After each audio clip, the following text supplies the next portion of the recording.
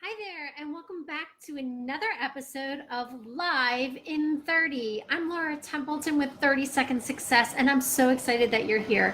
I'm excited every week that you're here because that means you're making a smart decision to improve your business by learning how to be a more effective networker and build the relationships that are going to help you build your business. That's what we're all about at 30 Second Success. Yes, we talk about your 30-second message. We help clients develop those messages that really connect with their audience, but we go a little bit deeper. A lot of times there's a lot of business advice involved. There's a lot of really good knowledge about networking, and you learn how to make those intentional relationships that are going to help you grow your business. So thank you so much for coming back. This is episode 18. It is actually part 2 of Power Partners. Now, before I get into that, I just want to remind you, if you haven't watched some of our previous videos, you can catch them on Facebook on the 30 Second Success page. You can also see them on YouTube and on the blogs on the website. So in the blog section of the website, if we wrote an article and then did a video about it, you'll find it there. So it's very cool that you'll be able to find it in multiple places. So make sure that you're following us. Make sure that you are getting our weekly newsletter filled with great information and tips that'll help you grow your business, and just really quick reminders of how to make those authentic connections and really use your messaging to help people understand exactly what it is that you do and inspire them to want to know more about you and how you can help them. So I want to dive into part 2 of Power Partners. Now, last week we talked about what is a power partner and why do you need them. Just as a quick reminder, power partners are those people, those key people that have the same ideal clients as you. They serve the same community that you do. They may not have the same business. They might have some similarities or some crossovers. They may not do the same things that you do. So it makes logical sense for their clients to work with you at some point in time. Hey, Jenna, it's great to see you here. Thank you so much. And thanks for taking me to North Carolina with you. I'm so excited to see you here today. Thank you for sharing that. I'm glad you're here again today. So it's wonderful to see you. And I hope you're enjoying the weather in North Carolina. I hope it's a beautiful day for you.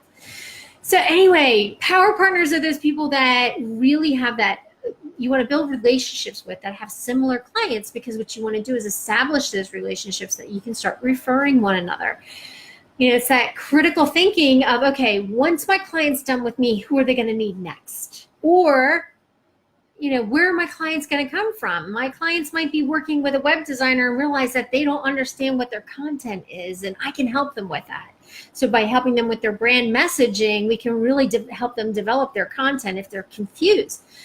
That, for me, is a great way to really make those authentic connections. Another great connection for me is I'm working with somebody on their 30-second message. They're absolutely knocking it out of the park. They want to deliver it. They want to connect and network on a higher level. So I start connecting them with networking groups that I belong to. I also connect them with my social media contacts. So I love my social media gal, Social Chickie, giving you a holler. She is amazing at helping people understand how to use their branding on social media. She also gives you some really great tips on how to make sure that your brand is carried through on all the social media platforms. So it's great to have somebody like that as a power partner for me. So I want to encourage you to think outside the box of who your power partners might be, and make sure that you're keeping a list of those people that serve the same people as you.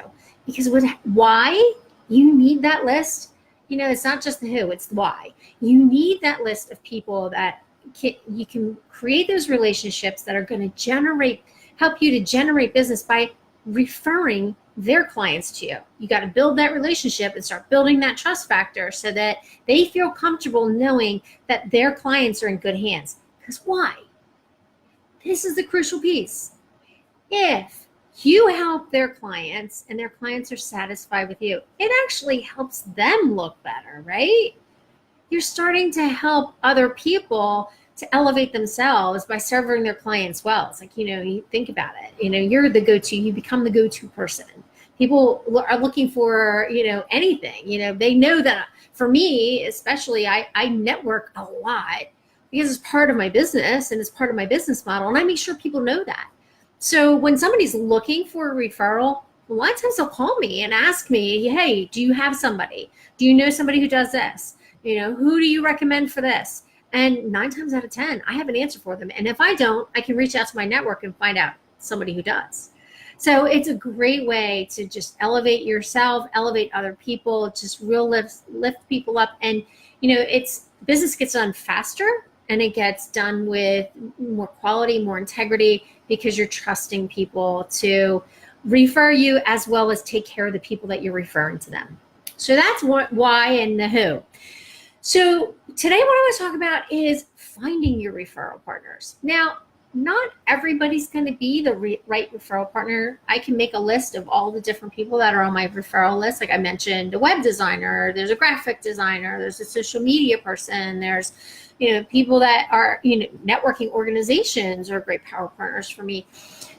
But I may not necessarily recommend every single one of them. I run into website designers all the time. So it's hard for me to say, okay, which one would I use? Obviously, the first person I'm going to think about is the person that when I was interviewing for web designers, wound up doing my website.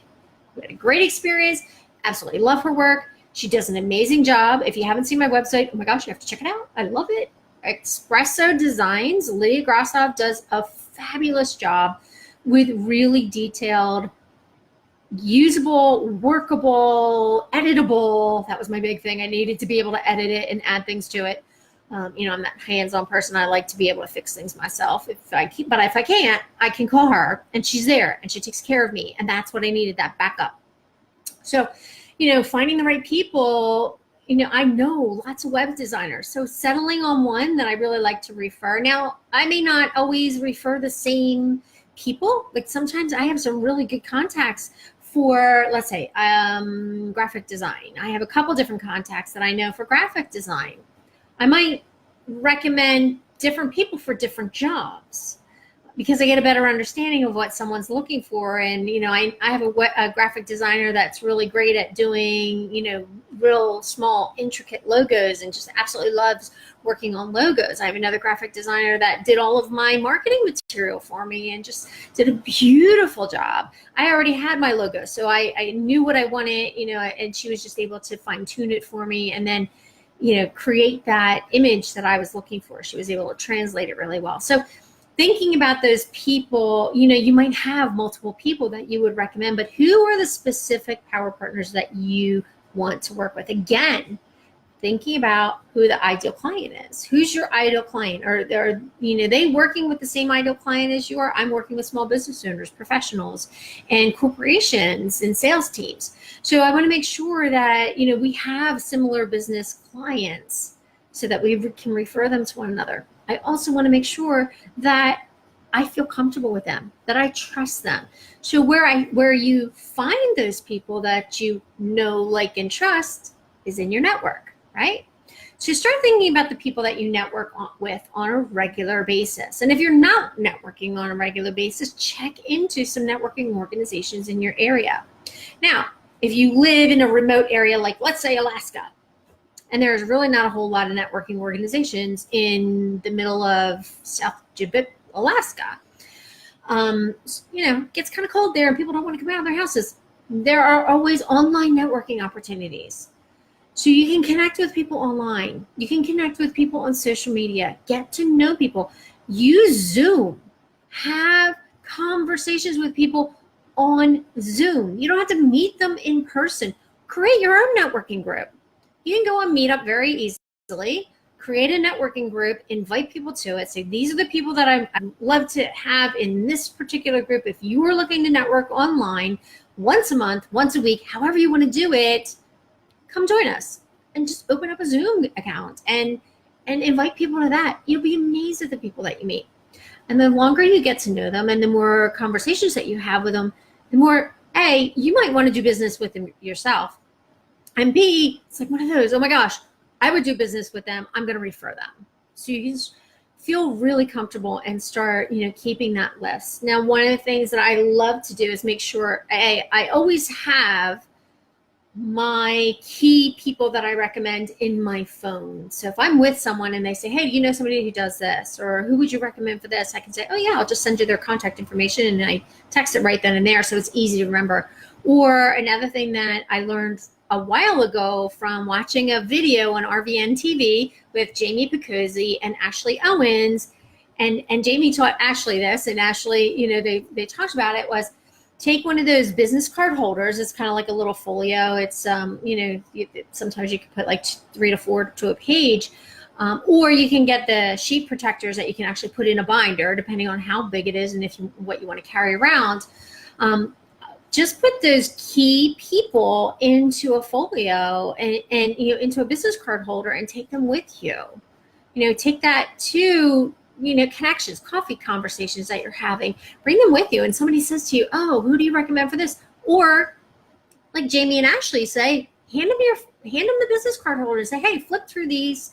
These are some of my key people that I love to recommend and make connections for. See if there's anybody in here that might be of interest to you that you'd like to meet. Or ask me some questions and I'd be happy to help. The other thing you can do is look at each other's online LinkedIn and just, invite people to look at your LinkedIn connections and see if there's anybody they would like an introduction to. Sorry, got off topic there for a second. But the biggest thing is finding those key people. You need to be comfortable with them. Don't just have someone in your Rolodex because, they fit that title. You want to be comfortable with referring these people. You remember, these are people that you are, when we talked about this last week, these are people you want to be able to recommend for years to come. These are people that you want to trust. These are people that you want to know that if you connect them with somebody, if you refer them to somebody, they are going to do a job that is going to be exceptional. That's going to make the person that you referred them to very, very, very happy. Because remember, these are your clients that you're referring. These are your friends that you're referring. These are potential clients that you're referring. So you want to make sure that they're going to take care of them the way you would take care of them. Treat them like gold, because your clients are gold, and you want to take care of them. You want to treat them well. So the best way to find these people, find your power partners, is through networking, through connections. It's through connecting with people on social media. It's taking the time to get to know people and then understanding their businesses, understanding who they serve, understanding their client base to make sure that it's the same clients that you serve in a different capacity. So I hope that's helpful for you. Janet, if you have any questions, please pop them in here. Just remember, follow on Facebook. Make sure that you're connecting with us on YouTube, Instagram, Twitter, and LinkedIn. Would love to connect with you. Make sure that you're going to the 30secondsuccess.com website for information, also to subscribe to our weekly newsletter filled with great information. Love to hear from you. If these videos are helping you, please add that to the comments. We'd love to hear from you. If you have questions, or if there's something that you're struggling with in making those connections and really understanding how to be more effective in your networking, please drop us a line. We love answering questions. So questions wind up actually becoming topics for Facebook Live. So because guaranteed, if you're asking those questions, someone else is too. So we're here to help.